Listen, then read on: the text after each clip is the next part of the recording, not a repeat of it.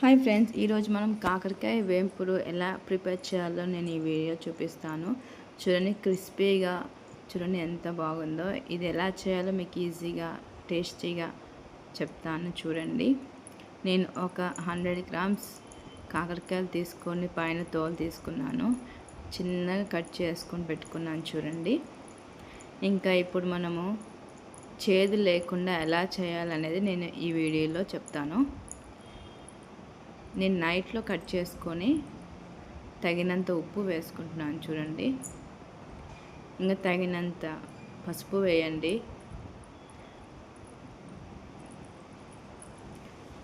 చూడండి, బాగా కలపండి. కిందికి పైకి బాగా కలిపి అన్నిట్లకి ఉప్పు పసుపు పట్టేలాగా చేయండి. ఇంకా నైట్ అంతా నానబెట్టండి. దాంట్లో ఉన్న వాటర్ అంతా చేదంతా వచ్చేస్తుంది చూడండి. ఇంకా మూత పెట్టేసేయండి.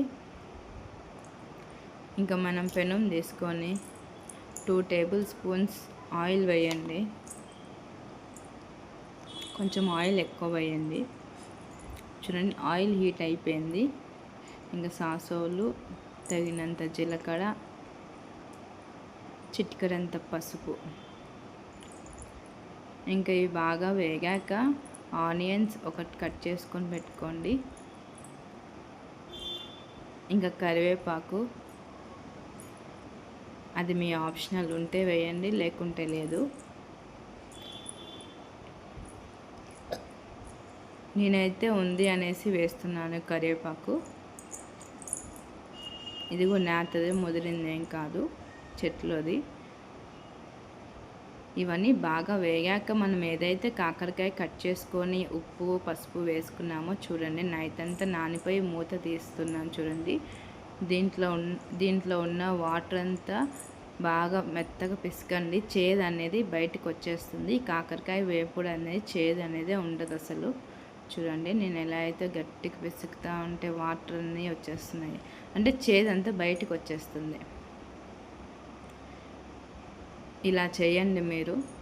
అన్నీ మొత్తం ఏవైతే కట్ చేసుకున్నారో ఆ వాటర్ అంతా బయట వచ్చేస్తాయి. అంతలోపు మనం ముందుగా ఆనియన్స్ అవన్నీ ఆయిల్లో వేసాం కదా, అవన్నీ వేగిపోతాయి. ఈ చిన్న చిటిగా పాటించండి, చేదు లేకుండా ఈజీగా టేస్టీగా తినచ్చు, క్రిస్పీగా. చూడండి, వాటర్ అంతా ఎలా వచ్చేసాయో, చేదంతా బయట వచ్చేసింది. ఇంకా ఈ వాటర్ అంతా పారేసేయండి.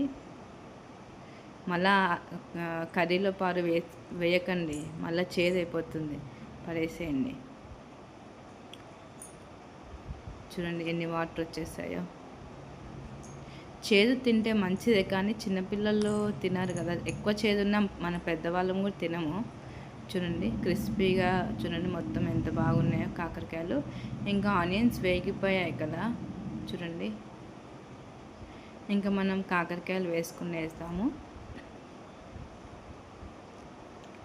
ఈ కాకరకాయ ఫ్రైలో మనము శనగింజల పొడి వేయటం లేదు.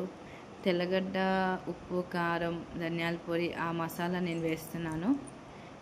ఇది కొంచెం డిఫరెంట్ టేస్ట్, ట్రై చేయండి, చాలా బాగుంటుంది. ఇంకా ఒక 10 నిమిషాలు మూత పెట్టేసి తీయండి. చూడండి, బాగా వేగుతున్నాయి, క్రిస్పీగా వస్తాయి.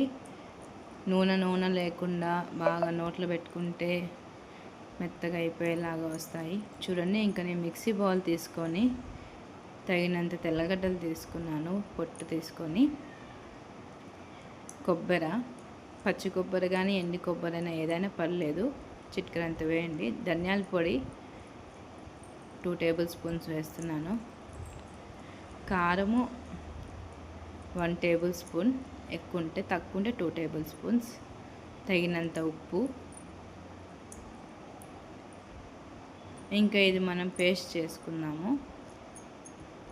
అంతలోపు మనం అవి వేగాయో లేవో అనేసి చూసుకుందాం. కాకరకాయ చూడండి, ఆల్మోస్ట్ 50% వేగిపోయింది.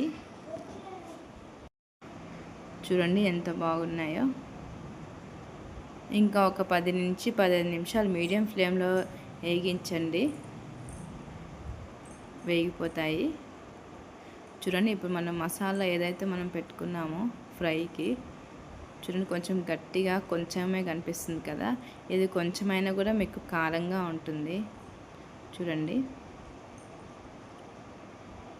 ఇంకా మూత తీసి చూసాము, ఆల్మోస్ట్ అంతా వేగిపోయినట్టు కనిపిస్తుంది కదా.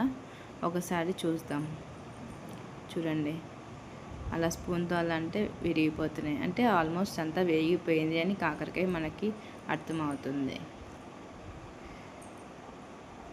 చూడండి, ఇంకా మనం ఇప్పుడు ఏదైతే మసాలా తీసుకున్నామో ఆ మసాలా నేను వేస్తున్నాను, కొంచెమే అనిపిస్తుంది కానీ అదే ఎక్కువ అయిపోతుంది, కారం అవుతుంది. చూడండి, ఈ మనం ఏదైతే పేస్ట్ చేసుకున్నామో తెల్లగడ్డలు అవన్నీ బాగా కలపండి అన్నిట్లోకి పట్టేలాగా.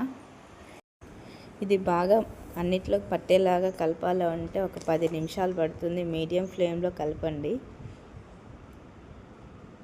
ఇదైతే కాకరకాయ ఫ్రై లాగా అనిపించదు, కానీ తింటుంటే చాలా బాగుంటుంది. దీంట్లో శనగింజల పొడి కూడా వేసుకోవచ్చు, కానీ ఇది ఒక స్పెషల్ ఐటెం. ట్రై చేసి చూడండి. చూడండి, మొత్తం మసాలా అంతా నేను పట్టించాను, మీరు కూడా అలానే పట్టించండి. అసలు ఉంటలాగా కూడా లేదు, మొత్తం కలిసిపోయింది.